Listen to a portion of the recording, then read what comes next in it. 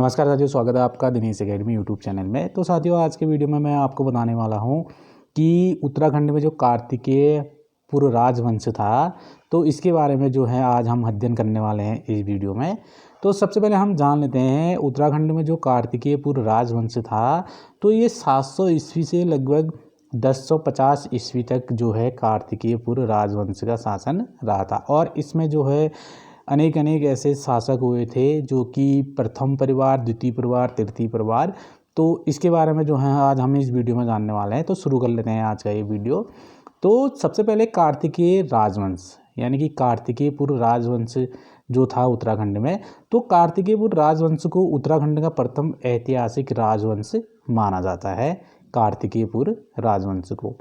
तो फिर ये 700 ईस्वी में इस वंश का जो संस्थापक जो था वो था बसंत देव था। यानी कि जो कार्तिकेय पूर्व राजवंश का संस्थापक जो माना जाता है उसको बसंत देव को माना जाता है। यानी कि 700 ईस्वी में जो है इस वंश का जो संस्थापक था बसंत देव। तो उसके बाद इस वंश के अभी तक 8 अभिलेख प्राप्त हुए हैं और इस अभिलेख की जो लिपि है वो कुटिला थी। यानी कि कार्तिकेय पूर्व राजवंश में जो है इस वंश में जो है अभी तक 8 अभिलेख प्राप्त हुए हैं और जिसकी जो लिपि थी कुटिला थी।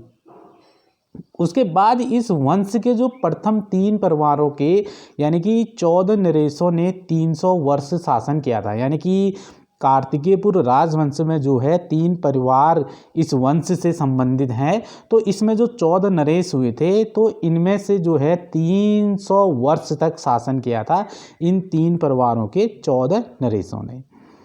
तो उसके बाद जो है कार्तिकेय पूर्व राजवंश की जो प्रारंभिक राजधानी थी जोशीमठ के दक्षिण में जो है कार्तिकेयपुर नामक स्थान पर थी। यानी कि जो कार्तिकेयपुर राजवंश था उत्तराखंड में, जिसको कि उत्तराखंड का प्रथम ऐतिहासिक राजवंश माना जाता है, तो इसकी जो प्रारंभिक राजधानी थी जोशीमठ के दक्षिण में जो है कार्तिकेयपुर नामक स्थान पर थी। उसके बाद जो है अल्मोड़ा के कत्यूरी घाटी स्थित वैजनाथ के पास जो है इसकी राजधानी बनाई गई थी। कार्तिकेय राजवंशों ने जो है अपनी राजधानी फिर इसके बाद जोशीमठ से जो है फिर उसके बाद कत्यूर घाटी स्थित वैजनाथ के पास बनाई थी। तो इस वंश से संबंधित जो ताम्रपत्र लेख जो बागेश्वर, पांडुकेश्वर, कंडारा व वैजनाथ से मिलते हैं, यानी कि जो कार्तिकेयपुर राजवंश है तो इसके जो संबंधित जो ताम्रपत्र लेख हैं बागेश्वर, पांडुकेश्वर, कंडारा व वैजनाथ से मिले हैं। तो इस वंश के राजा जो थे, जिन्होंने जो है कार्तिकेयपुर राजवंश की संस्थापक जो थे, यानी कि स्थापना किसने की थी, तो बसंत देव। तो बसंत देव ने जो है इसमें एक अपनी एक उपाधि जो है धारण की थी, जो है परम भद्धारक महाराजाधिराज परमेश्वर की उपाधि धारण की थी बसंत देव ने।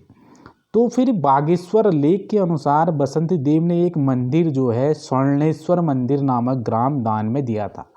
यानी कि बागेश्वर लेख के अनुसार जो है बसंत देव ने जो है एक मंदिर को स्वर्णेश्वर नामक ग्राम दान दिया था।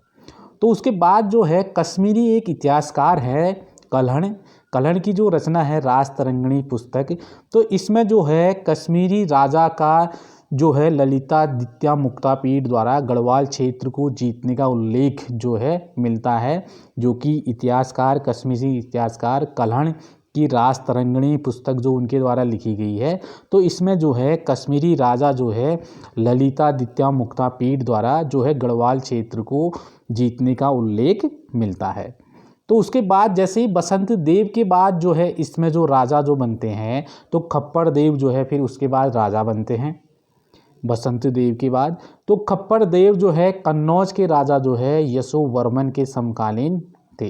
यानी कि खप्पड़ देव जो थे बसंत देव के बाद राजा बने थे, तो ये जो हैं कन्नौज के राजा जो है यशोवर्मन के समकालीन थे। तो खप्पड़ देव का जो पुत्र था वो था हमारा कल्याण राज था। तो ये जो है खप्पड़ देव के पुत्र थे। फिर उसके बाद जो है कल्याण राज की एक पत्नी थी जिसका नाम था महारानी लद्दा देवी। तो बागेश्वर लेख के अनुसार खप्पड़ देव वंश का अंतिम शासक जो था वो था त्रिभुवन राज। यानी कि बागेश्वर लेख के अनुसार खप्पड़ देव वंश का जो अंतिम शासक था तो वो था त्रिभुवन राज। तो उसके बाद नालंदा अभिलेख के अनुसार बंगाल के पाल शासक जो है धर्मपाल ने जो है गढ़वाल पर आक्रमण किया था। यानी कि जो नालंदा का अभिलेख है, नालंदा अभिलेख के अनुसार बंगाल के जो शासक से पाल शासक, इसमें जो है धर्मपाल ने जो है गढ़वाल पर आक्रमण किया था। तो फिर कार्तिकेयपुर राज्य में जो द्वितीय परिवार का संस्थापक जो माना जाता है तो वो माना जाता है निम्बर। तो ये जो द्वितीय परिवार कार्तिकेयपुर राज्य में जो द्वितीय परिवार था तो इसका संस्थापक निम्बर देव थे। तो निम्बर देव जो थे हमारे वो शैव धर्म मानने वाले थे। यानी कि जो निम्बर देव थे वो शैव धर्म को मानते थे। निम्बर देव के बाद जो है उसका पुत्र जो है इष्टगण जो है शासक बना था। यानी कि निम्बर देव का जो पुत्र था तो वो था इष्टगण। तो इष्टगण ने जो है समस्त उत्तराखंड को एक सूत्र में बांधने का प्रयास किया था। यानी कि जो इष्टगण है तो उसने ऐसा जो प्रयास किया था कि समस्त उत्तराखंड को एक सूत्र में बांधने का प्रयास किया था। तो फिर इष्टगण ने जो है जागेश्वर में जो है नवदुर्गा और लकुलीस जो है तथा नटराज के मंदिर बनवाए। यानी कि इष्टगण ने जो है जागेश्वर में जो है नवदुर्गा, नटराज और लकुलीस नामक मंदिर बनवाए थे। तो फिर उसके बाद जो है इष्टगण के बाद जो है फिर शासन जो था वो था ललित सूर्यदेव। यानी कि जो इष्टगण का पुत्र था वो ललित सूर्यदेव थे। तो ललित सूर्यदेव को पांडुकेश्वर ताम्रपत्र में जो है मग्न धरती उद्धारक के लिए वराह अवतार के समान बताया गया है। यानी कि ललित सूर्यदेव को पांडुकेश्वर जो ताम्रपत्र अभिलेख है तो उसमें जो है मग्न धरती के लिए इनको वराह अवतार के समान बताया गया है। तो ललित सूर्यदेव जो है सबसे प्रतापी शासक थे। तो वैजनाथ मंदिर जो है कि इसका निर्माण जो किसने किया था तो ये किया था ललित पुत्र जो थे। उसके बाद जो है भूदेव ने जो है वैजनाथ मंदिर का निर्माण किया था। और वैजनाथ मंदिर का निर्माण जो है भूदेव ने किया था। तो भूदेव जो है बौद्ध धर्म के विरोधी माने जाते हैं। यानी कि जो भूदेव है तो वो बौद्ध धर्म के विरोधी माने जाते हैं। तो इसके बाद फिर जो है तीसरा जो परिवार आता है जो है सलोडादित्य वंश। तो इसके बाद जो है सलोडादित्य वंश आता है। तो सलोडादित्य वंश की स्थापना जो है इच्छर देव ने की थी।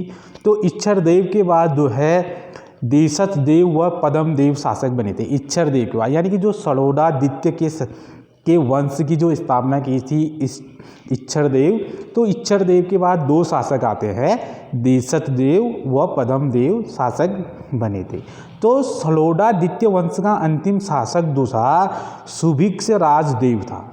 यानी कि जो सलोडादित्य था यानी कि जो तीसरा जो परिवार आया था तो इसके बाद जो है इसमें जो सलोडादित्य का अंतिम शासक था सुभिक्ष राजदेव।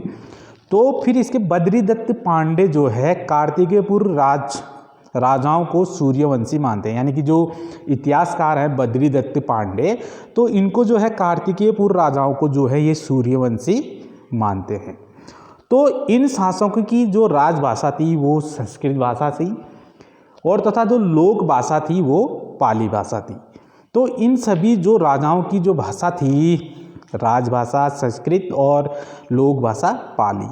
तो कार्तिकेयपुर राजाओं के लोकहितकारी कार्यों के कारण जो है कुमाऊं में आज भी प्रचलित है कि कार्तिकेयपुर राजवंश के अवसान पर सूर्य अस्त हो गया और रात्रि हो गई। तो ये कार्तिकेयपुर राजाओं के लोकहितकारी कार्यों के लिए इनको जो है इसके कारण जो है इनको कुमाऊं में आज भी प्रचलित है कि कार्तिकेयपुर वंश के जो अवसान पर जो है सूर्य अस्त हो गया और जो है रात्रि हो गई। तो कार्तिकेयपुर राजवंश के शासनकाल में जो है आदिगुरु शंकराचार्य का आगमन हुआ। तो आदिगुरु शंकराचार्य का जो है आगमन जो है ये हुआ था 820 ईस्वी में, जब केदारनाथ में जो है देह जो है इन्होंने त्याग दिया था। तो उस समय जो है इनकी जो आयु थी जो है गुरु शंकराचार्य की तो वो 32 वर्ष थी। यानी कि आगमन जो है कार्तिकेयपुर राजवंश के शासनकाल में आदिगुरु शंकराचार्य का आगमन हुआ और आदिगुरु शंकराचार्य ने जो है 820 ईस्वी में जो है केदारनाथ में जो है देह त्याग दिया था। उस समय जो है इनकी आयु जो थी 32 वर्ष थी। तो आदिगुरु शंकराचार्य जो है अद्वैतवाद के दार्शनिक थे, यानी कि जो शंकराचार्य है वो अद्वैतवाद के दार्शनिक माने जाते हैं। तो आदिगुरु शंकराचार्य ने जो है पूरे भारत में जो है 4 मठों की स्थापना की थी। और वो 4 मठ कौन कौन से हैं? ज्योतिर्मठ, पुरी, श्रृंगेरी और द्वारिका। तो ये जो 4 मठ थे इन्होंने पूरे भारत में जो है इसकी स्थापना की थी। और शंकराचार्य का जन्म केरल के कलाड़ी में हुआ था और चेर साम्राज्य के अंतर्गत था। तो आदिगुरु शंकराचार्य के गुरु गोविंद स्वामी जी थे, यानी कि जो इनके गुरु थे आदिगुरु शंकराचार्य के, तो गुरु गोविंद स्वामी जी थे। तो फिर आदिगुरु शंकराचार्य के पिता शिवगुरु व माता सुभद्रा थी। तो जनश्रुति के अनुसार कत्यूरी वंश का संस्थापक, यानी कि जो जनश्रुति के अनुसार जो है कत्यूरी वंश का जो संस्थापक था वासुदेव था। और बागेश्वर लेक में कत्यूरी नरेश का नाम बसंत देव मिलता है। तो ये थे कुछ तथ्य कार्तिकेयपुर राजवंश से संबंधित, यानी कि इनका जो शासन रहा था 700 से 1050 ईस्वी तक। तो इससे नेक्स्ट के पॉइंट को हम नेक्स्ट वीडियो में देखेंगे। तो फिलहाल आज के लिए इतना ही। तो यदि चैनल पे पहली बार जुड़े हैं तो चैनल को सब्सक्राइब करना ना भूलें और साथ में जो है बेल आइकन घंटी के निशान का बटन भी आप दबाइए, जिससे कि जो भी नोट्स अपलोड होते रहे दिनेश एकेडमी में तो उसकी नोटिफिकेशन आप तक समय समय पर पहुँचते रहे। तो फिर मिलेंगे आपसे नेक्स्ट वीडियो में। तो वीडियो को अधिक से अधिक शेयर भी करते रहिए साथियों। तो तब तक के लिए नमस्कार, जय हिंद।